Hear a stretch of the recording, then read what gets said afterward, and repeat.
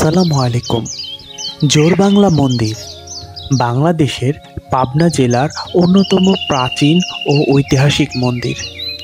এটি পাবনা সদর উপজেলায় অবস্থিত এবং বাংলার প্রাচীন মন্দির স্থাপত্যশৈলীর অন্যতম নিদর্শন হিসাবে পরিচিত।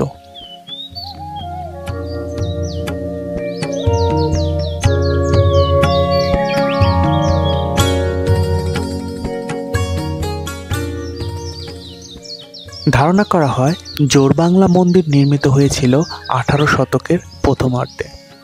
তবে সঠিক প্রতিষ্ঠাতার নাম সম্পর্কে ঐতিহাসিক সূত্রে সুনিশ্চিত কোনো তথ্য পাওয়া যায়নি। ধারণা করা হয় স্থানীয় জমিদার বা তৎকালীন রাজা এটি নির্মাণ করেছিলেন। বাংলার মন্দির স্থাপত্যের অনন্য শৈলীতে নির্মিত এই মন্দিরের মূল আকর্ষণ এর নকশা ও কারুকাজ।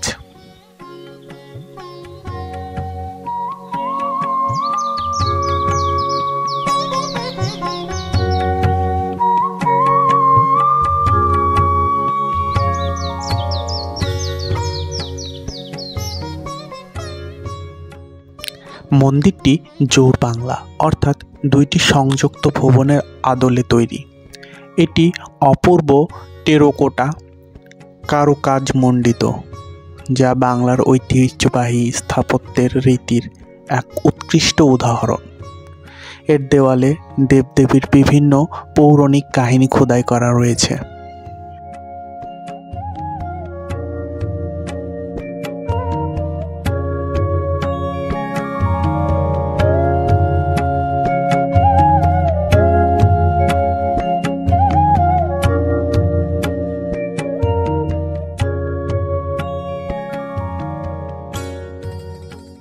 এটি শুধু হিন্দু ধর্মাবলম্বীদের উপাসনালয় নয়, বরং স্থানীয় সংস্কৃতি ও ঐতিহ্যের অংশ হয়ে উঠেছে। প্রতি বছর এখানে বিভিন্ন পূজা ও ধর্মীয় উৎসব পালিত হয়, যা এলাকার মানুষের ঐতিহ্যের সাথে জড়িয়ে আছে।